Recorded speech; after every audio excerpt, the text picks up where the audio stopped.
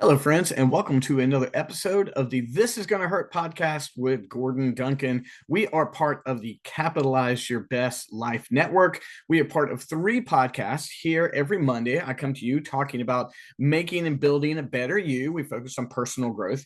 On Wednesdays, we have the Capitalize Your Best podcast, which focuses on marketing and business growth. And then on Friday, we just have a fun podcast called You're Entitled to Your Opinion, where we talk about genre, movies, books, TV shows, and that kind of thing. So I want to say welcome back. Thank you, everyone, for being here. I appreciate you guys tuning in over and over again. And I want to talk about an incredibly pertinent topic. And that topic is continuing to pursue and maintaining your wits in the midst of turmoil. Maintaining your presence of mind and your wits about yourself in the midst of turmoil is an essential quality for success.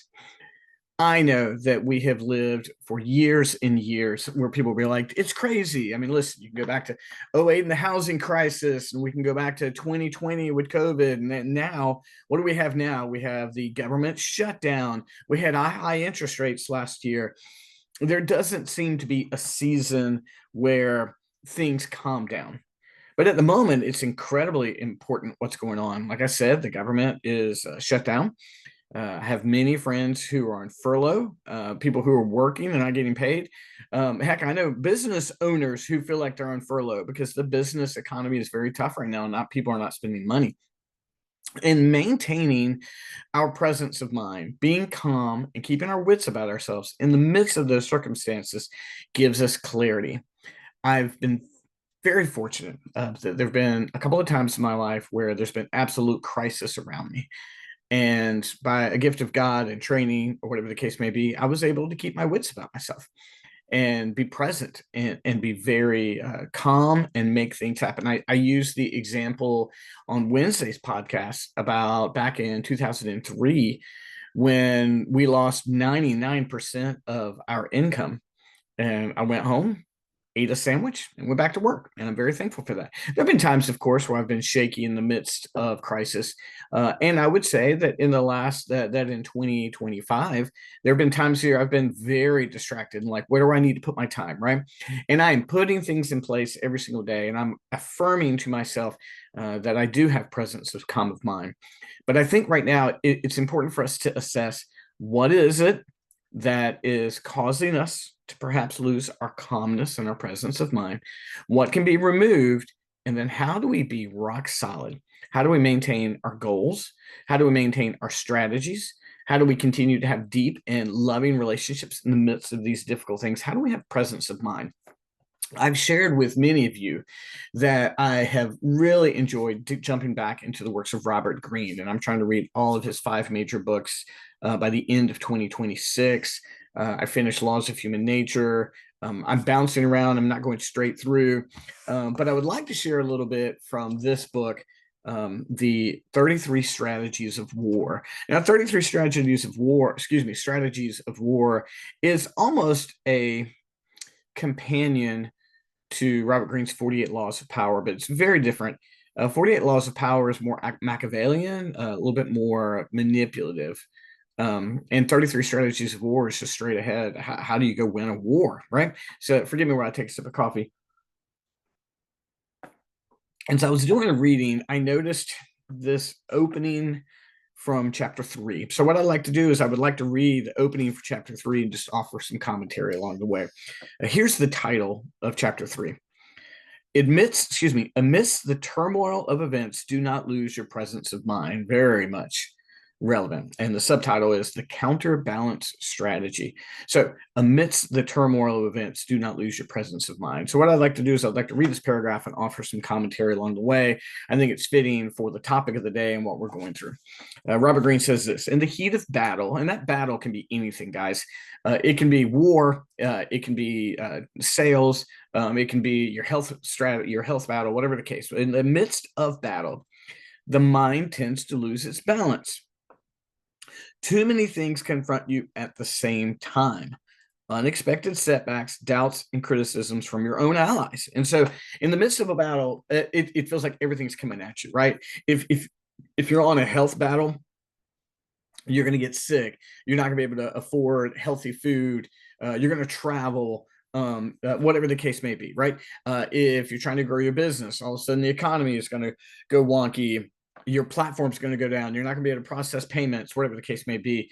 If you are trying to renew a relationship, the other person is not trying to renew with you. And whenever we go into battle, stacks of things begin to happen, and we begin to lose balance of mind. Balance of mind meaning having an understanding of all things at the same time and giving them its equal weight, right? He says there's a danger of responding emotionally with fear, depression, or frustration. Yes, the first reaction that we're tempted to is to be scared, or to be frustrated, like, come on, or to slip into a depression, right? I would say if you looked at me when I've gone through these battles, I think mine's typically frustration. I don't get scared often, and I'm thankful that I'm not given to depression, but frustration, I might be like, come on, really? Like when things happen. I was on a follow-up sales call the other day, and they canceled for a very real, legit reason in their life. And I was like, really? But I had to find myself to give compassion to them, the circumstance they were in, right? He goes on to say, you must actively resist the emotional pull of the moment in the midst of a battle. When we're beginning to lose balance of mind and presence of mind, he's like, you cannot respond emotionally. You cannot. Instead, he offers staying decisive, confident, and aggressive no matter what hits you. That's his formula. Instead of allowing the emotions of fear and frustration and depression, to dominate, he recommends being decisive. Don't sit around waiting to make decisions. Be decisive. Be confident. Remember what the things you have accomplished in the past, and aggressive no matter what. Like, just keep going, keep going. Don't lose that aggressive nature, because if not, you're going to lose balance of mind. You're going to lose presence of mind. You're going to fall into fear, frustration, and depression. He begins to wrap up by saying this. Make the mind tougher by exposing it to adversity. And you're like, I'm already in adversity. Why would I want to expose myself more? But guys, I've just got to say, again, that's what marathon training for. That's what physical training for. That's what reading is for. Do the things that are difficult when it's easy, so that when it's difficult, the hard things are easy. Does that make sense? Like, just put yourself in difficult circumstances, so when you're in difficult circumstances, it's easy for you. Does that make sense? Put yourself in difficult circumstances so that when it's difficult, the difficult thing is easy for you. Learn to detach yourself from the chaos of the battlefield. Be detached emotionally. Be decisive. Don't give in to those unbalanced emotions of fear, frustration, and depression. Don't give in to that. Instead, be confident. Be decisive. Right? And he ends up by saying, "Let others lose their heads.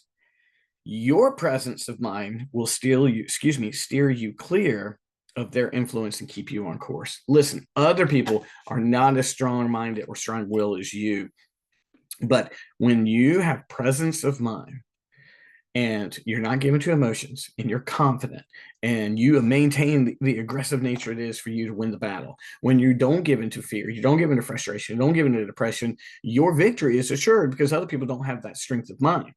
And you might say, Gordon, that sounds easy for you, but it's not that easy. And that's the exact point. It's not easy, but do difficult things today. Give yourself the discipline of working out, the discipline of eating well, the discipline of reading. Do those things so that when you are facing adversity, you are gifted with strength and discipline in those circumstances. Right now, it's taking all of me to maintain my discipline running. I love running, but like, I'm struggling getting up and doing it. But I know that discipline will enable me in other areas of my life. So friends, I hope this is an encouragement to you. I know it's short. Reach out to me. Be glad to help you. I've got one-on-ones for you, and I've even got coaching programs that can help you in this area. And I also want to say, as we begin to wrap up, thank you everyone who attended Tuesday's seminar on finding and fighting the victim mindset. It was wonderful. So next month's November's Capitalize Your Best Life workshop is being your best when things are the worst. We have not even started registration for that, but I'll begin talking about that soon. Friends, thanks for tuning in to listen to this every single week. Wednesday, we have the Capitalize Your Best podcast. Check it out. And then, of course, Friday is the You're Entitled to Your Opinion podcast. I appreciate you guys checking that. Please read Robert Greene, 33 Strategies of War. Reach out to me if you've got any questions. I always want to be a help. And friends, we will talk to you very soon. I'll talk to you Wednesday, and this show will be back on Wednesday. On Monday, excuse me. Thanks so much. Talk to you soon. Bye-bye.